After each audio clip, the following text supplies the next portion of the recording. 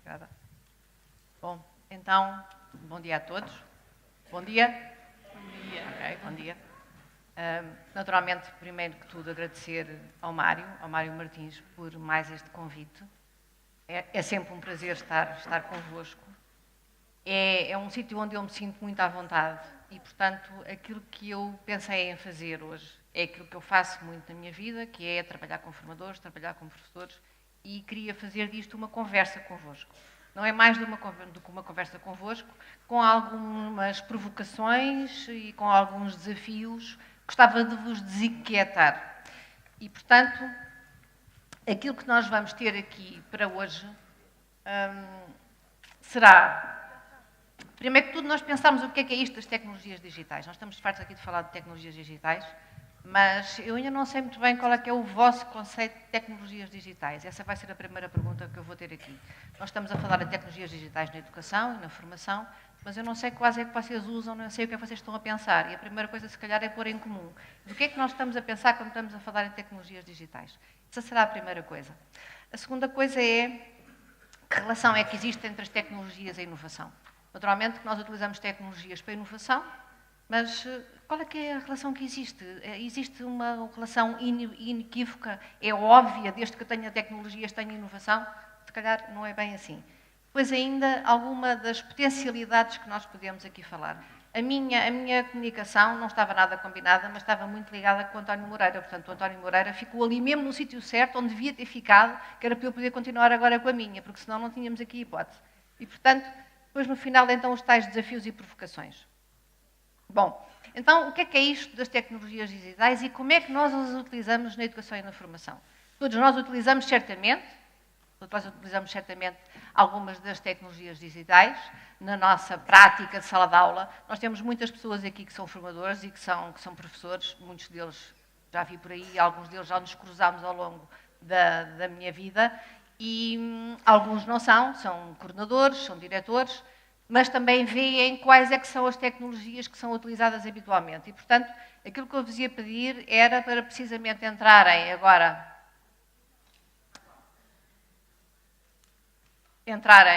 no Menti, aquela fantástica ferramenta que todos nós agora utilizamos nestes seminários, e entrem lá, se tiverem internet, esperemos que sim, e vejam esta resposta, que é quais são as tecnologias, ferramentas, porque não sabemos se estamos a falar da mesma coisa ou não, que utilizam habitualmente nas vossas práticas de sala de aula, ou que veem utilizar nos vossos formadores ou nos vossos professores em sala de aula. Esta era a primeira questão que eu gostava de saber. Portanto, enquanto aquilo ali vai apresentando, gostava de vos partilhar convosco uma pequena história.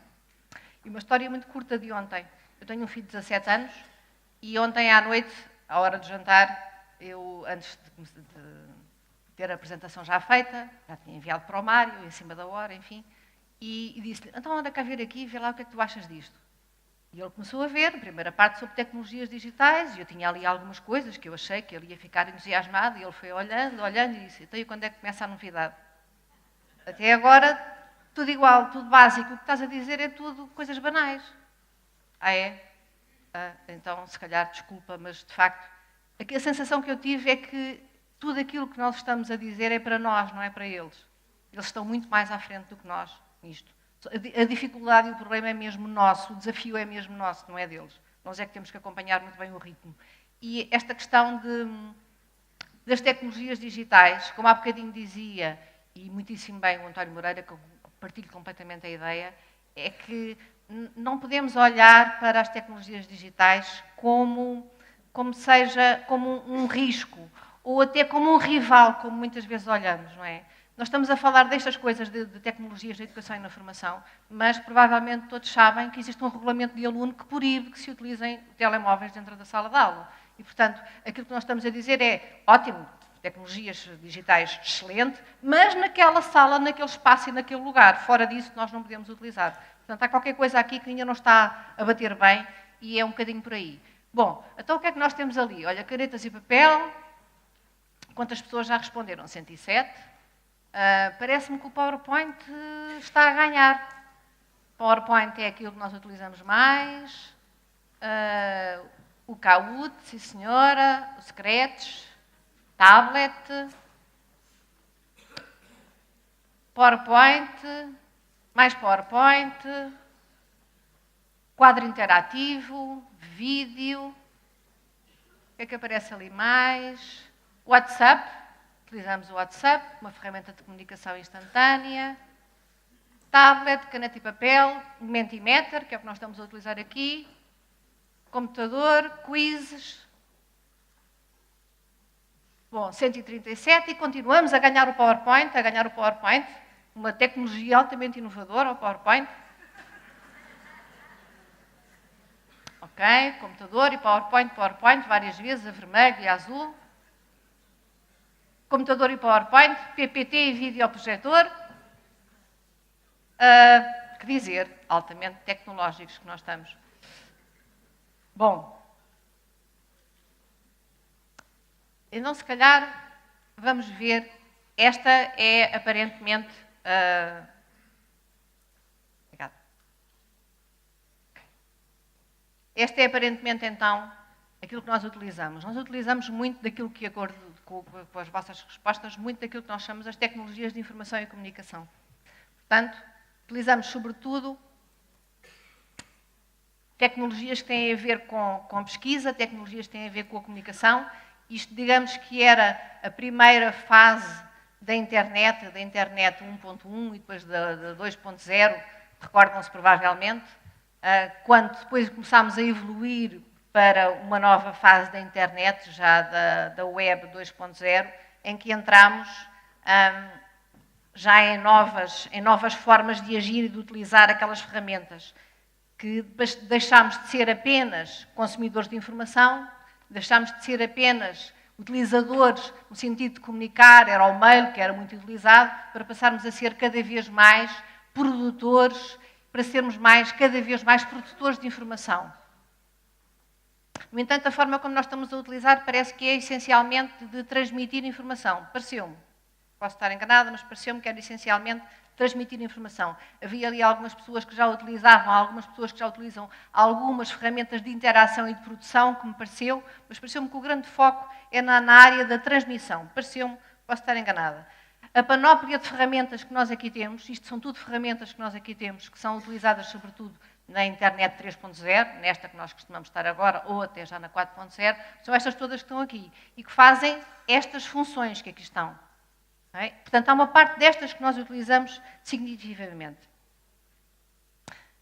Estes dados não são novidade para vós, certamente, e que mostram como é que têm evoluído, estes números. E estes números dizem qualquer coisa como isto, que é, em 1996, portanto não foi assim há muito, muito tempo, para alguns de vocês se calhar, para mim é de facto pouco tempo, em 1996 nós tínhamos um conjunto limitado de sites, temos um conjunto de conteúdos que são produzidos e temos, a maior parte das pessoas são apenas consumidores de informação. Recordam-se? Quando nós estávamos em 1996, nós éramos essencialmente consumidores de informação. Portanto, acedíamos ao mail, existiam alguns sites onde nós consultávamos, onde nós pesquisávamos a informação. Nesta altura ainda era fácil gerir a informação, digamos assim, porque ainda não havia uma grande quantidade de informação e ela era relativamente simples. E aqui, em percentagem, nós temos que estes são os números de utilizadores e este é o número de produtor de conteúdos. Se nós avançarmos para aqui, para 2006, e portanto são 10 anos depois, já temos uma mudança muito significativa entre aqueles que são apenas os consumidores e dentro daqueles que são os consumidores, os que já são também produtores de informação. Okay? Não são só os sites que existem, mas é a produção que cada uma das pessoas faz todos os dias. Todos os dias há pessoas a produzir e estes dados que aqui estão são de 2016. Se nós tivéssemos os dados de hoje, de 2019, eles eram certamente ainda mais evoluídos do que estes. Aliás, eu quando olhei para ali e disse isto ao meu filho, ele disse, eu não acredito, são muito mais do que esses que aí estão. E aquilo que aqui está é que nós somos 50% das pessoas que são utilizadores, 50% são pelo menos também produtores de informação. E o que ele disse foi, eu não acredito, tu já viste a quantidade de vídeos que existem no YouTube, tu já olhaste para a quantidade de bloggers e a quantidade de youtubers que existem e que todos os dias crescem e que todos nós consumimos e todos nós produzimos informação todos os dias. Isto que aí está não é possível. Quem é que aferiu isso? Perguntou-me ele. Eu disse, pois não sei quem é que aferiu isso. Eu disse, pois, mas provavelmente isso não pode estar certo. Porque hoje em dia, qualquer miúdo de 10, 12, 13, 14 anos por aí fora produz conteúdos. Se são bons ou se são maus, bom. Se têm interesse ou se não têm, se contribuem ou não contribuem para melhorar a nossa sociedade, não sabemos. Mas, efetivamente, eles são muito mais do que apenas consumidores, eles são produtores de conteúdos, produtores de informação. Não sei se são de conhecimento, mas são produtores de informação. Okay? Nós temos cada vez mais esta ideia de uma inteligência coletiva.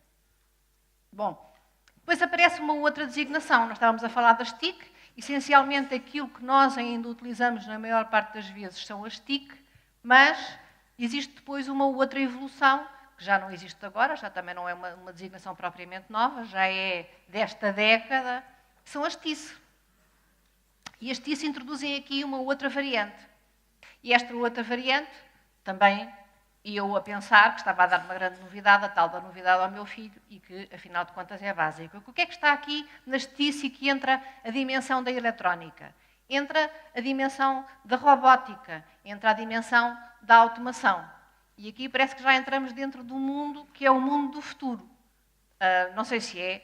Existem cada vez mais ferramentas e tecnologias que nós podemos utilizar dentro da educação e da formação. E que, na verdade, não é futuro. Isto não é futuro. Aquilo que nós temos aqui é um exemplo de realidade virtual utilizada na formação de medicina. Se consultarem este livro, vos sugiro que consultam, e têm aqui projeções daquilo que se espera que venha a ser o ensino da medicina até 2023, provavelmente vai revolucionar completamente a forma como hoje os alunos de medicina aprendem medicina, que já é, em si própria, uma forma avançada. Na maior parte das universidades, eles já trabalham de uma forma até bastante avançada, com bastante experimentação, com trabalho de projeto, etc. Em Portugal existem muito boas práticas de trabalho de projeto, trabalho orientado por competências, Universidade do Minho, etc., que já trabalham nesta lógica. Mas a introdução de estas tecnologias, que são efetivamente tecnologias digitais, são TIC, já não são TIC, têm um potencial inacreditável. Isto que nós estamos aqui a ver é, não sei se conseguem perceber mais ou menos a imagem, é alguém que está a fazer uma simulação de uma cirurgia ao coração. E, portanto, não está lá, mas ele tem uma imagem virtual e consegue atuar e consegue interagir com aquela imagem virtual. Sabem qual foi a resposta do meu filho? O que é que isso tem? Todos os computadores, os jogos de computador têm isso. Todos nós fazemos isso todos os dias nos nossos computadores. Ok? Desculpa. E então, temos a outra também. A outra das tecnologias que cada vez mais se utiliza não é futuro, é presente. É esta, é a realidade aumentada. A realidade aumentada, este exemplo que nós aqui temos, é alguém que tem um tablet e que aponta para um QR Code. Há um objeto que tem um QR Code que tem uma informação lá dentro. Esta informação é lida pelo meu tablet e, ao ler esta minha informação, eu consigo obter aquilo que ali está, consigo ler aquilo que ali está.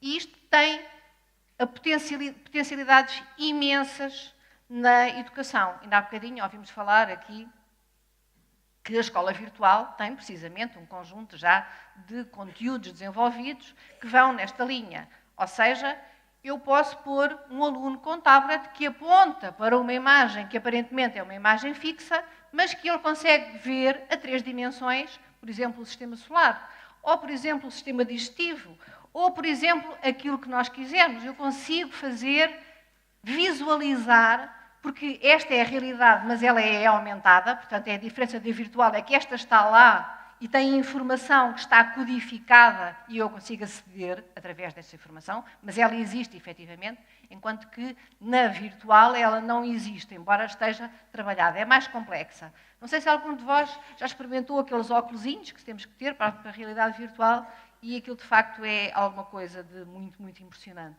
E quando pensamos como é que isto pode ser utilizado em informação, é inimaginável o que nós podemos fazer com isto. É inimaginável o que nós podemos fazer com isto. Eu consigo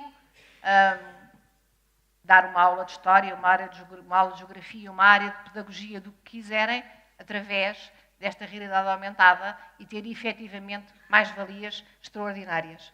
Mais uma vez eu perguntei ao meu filho e ele disse: banal, banal, banal. Existem hoje em dia jogos para miúdos de 3 anos em que eles apontam para umas cartas que têm uns dinossauros e os dinossauros mexem-se. Qual é a novidade disso? Portanto, estamos a utilizar isto na formação? Isso aí já não sei. Bom, porquê é que nós temos esta ideia de estar permanentemente a inovar? Porquê é que nós temos esta ideia de que as tecnologias podem ser, de facto, uma mais-valia? Provavelmente porque nós queremos melhorar. E hoje em dia, a quantidade de inovações que foram produzidas e que estão a ser produzidas e que existem a funcionar no nosso país e fora do nosso país são mesmo imensas. São mesmo imensas. Nós vivemos, se calhar, hoje em dia, num período em que estamos em ritmos muito diferentes. Também já aconteceu no século XIX e no XVIII, com a Revolução Industrial, não é nenhuma novidade, não estamos a fazer nada de novo, mas estamos, de facto, a ritmos muito diferentes. Estamos com escolas, estamos com entidades formadoras que estão muito à frente e que, de facto, estão a fazer um trabalho magnífico na utilização das tecnologias, e temos outras que temos completamente na idade da pedra. Portanto, nós temos, hoje em dia, um diferencial, uma diferença entre uns e outros que parece-me que é avassaladora. Mas, de facto, existem uma quantidade hoje de inovações baseadas em tecnologias que podem ser inúmeras. Aquelas que eu trouxe aqui são só 2 ou 3 que são utilizadas em várias escolas. Por exemplo, a sala de aula invertida. A sala de aula invertida é exatamente o contrário daquilo que nós temos habitualmente. E aquela ideia de eu utilizar o computador ou utilizar o tablet para eu poder, em sala, fazer as minhas atividades de aprendizagem, é exatamente o contrário. Aquilo que há bocadinho se dizia é que nós temos que mudar um modelo de ser formador. Claro que sim, nós temos que ter novos papéis, nós temos que assumir novos papéis, todos nós sabemos isto, estamos fartos de dizer isto. E aqui é utilizar o potencial do professor e do formador, do adulto ou do competente, do adulto competente, que sabe mais sobre este assunto e que é especialista sobre este assunto e que me pode trazer algum acréscimo.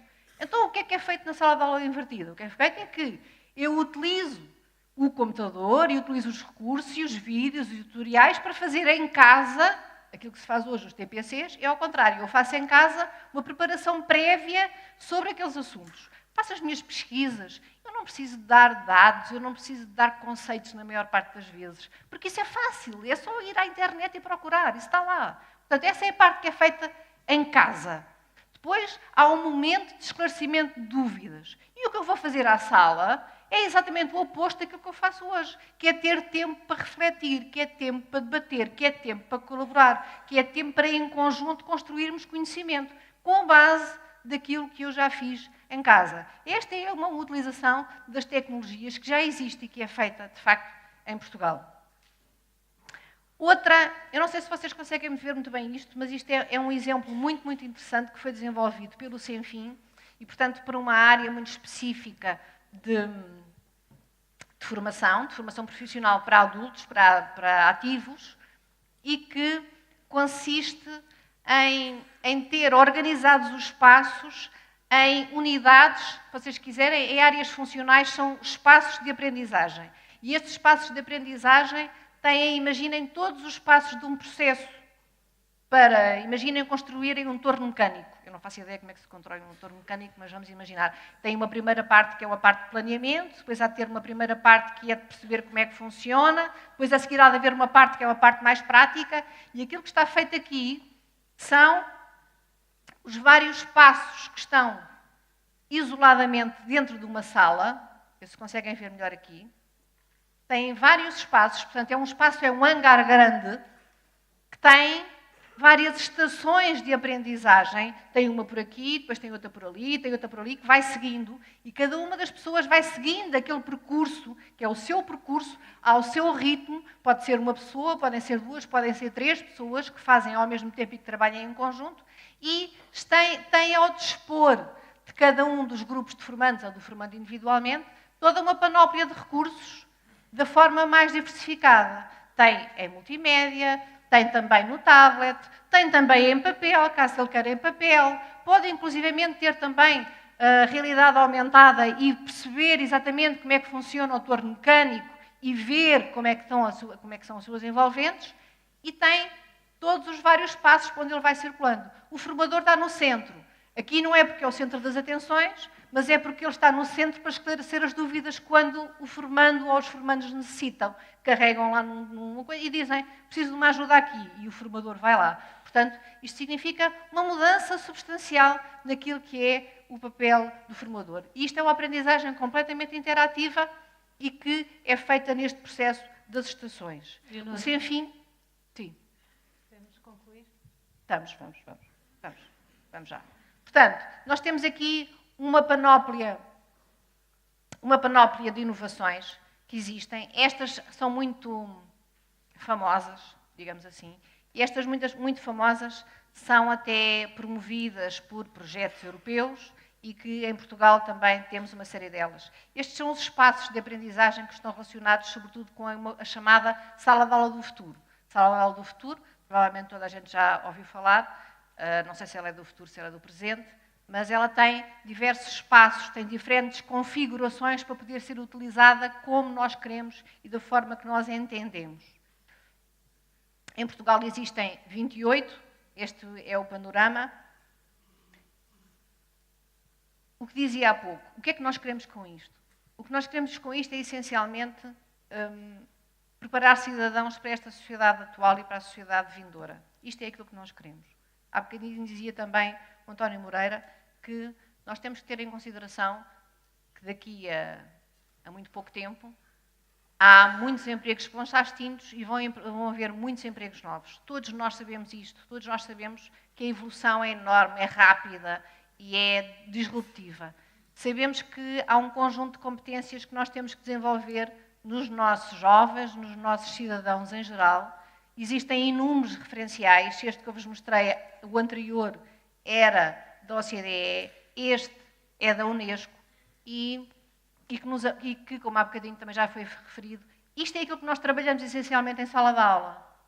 A maior parte das vezes é isto que nós trabalhamos na sala. E depois temos aqui um conjunto de outras competências, as chamadas competências transversais, que são o parente pobre ainda da formação. Isto também provavelmente conhecem, nós adaptámos também para Portugal esta mesma visão e temos um conjunto também de competências que são obrigatórias, digamos assim, à saída da escolaridade obrigatória. E como vêem, aqui temos nós outra vez o pensamento crítico, o raciocínio e a resolução de problemas, o relacionamento interpessoal, desenvolvimento pessoal e autonomia, competências transversais que todos nós temos para a vida. Nós perguntamos onde é que nós as desenvolvemos, não é? Leonor? Sim? Podemos concluir? Vamos. Agora? Só vos queria dizer o seguinte, daquilo que nós estamos a utilizar, será que isto está a resultar? Vou avançar muito rapidamente.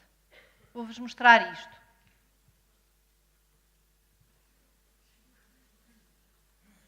Isto é uma sala cheia de tecnologia. Isto é um novo método de formação baseado em tecnologia, 2019, Universidade dos Estados Unidos. O que é que nós temos aqui? Temos uma sala de aulas que está a ser utilizada a tecnologia da realidade virtual para formar alunos com um método absolutamente tradicional.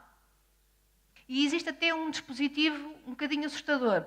Aqueles meninos que ali estão, aqueles meninos virtuais, são meninos que têm um sensor e que, se eles começarem a ficar adormecidos, dá um sinal para a professora e ela arranja a maneira de os estimular. Não sei se é isto que nós queremos.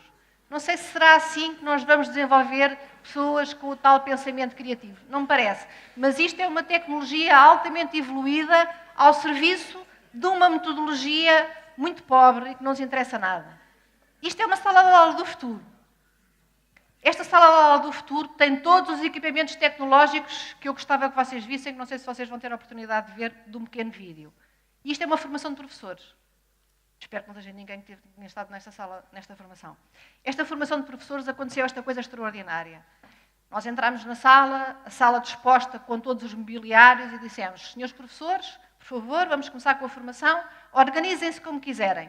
E a primeira coisa que eles fizeram foi enfileirar-se. Puseram-se em fila. Ou seja, eles utilizaram aquilo que é o que estão habituados no seu dia-a-dia. O seu dia-a-dia, a sua forma de pensar está lá. E, portanto, é um bocadinho complicado nós mudarmos isto. Eu li num livro que gosto muito, do Papert, que ele dizia uma coisa muito engraçada. Quando se construíram as máquinas, quando apareceram as primeiras máquinas de filmar, e houve alguém que teve a ideia brilhante de começar a fazer cinema, que só havia teatro, qual foi a primeira forma de fazer cinema que se pensou a fazer? Imaginam? Foi filmar a peça de teatro. A primeira coisa que se pensou foi, com a máquina, eu vou poder filmar a peça de teatro e isto passa a ser cinema. Não, isto não é cinema. Da mesma maneira que isto não é tecnologias digitais da forma como elas devem ser utilizadas.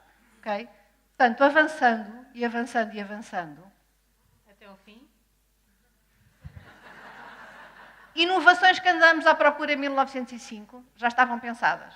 Em 1905. Nós somos muito inovadores. O potencial está aqui. Está essencialmente na transformação. Okay? Como é que nós podemos utilizar as tecnologias, não só como apoio ao ensino ou à aprendizagem, daquilo que nós vimos há bocadinho era essencialmente apoio ao ensino. Eu utilizo estas ferramentas para ensinar. Também, em alguns casos, eu utilizo as ferramentas para aprender. Mas, essencialmente, aquilo que eu tenho que utilizar é estas ferramentas como ferramentas de pensar, que ajudem a transformar efetivamente as pessoas e ajudem a dotá-las destas competências transversais. Está tudo aqui, meus senhores. Obrigada, Leonor. Vamos deixar para o debate.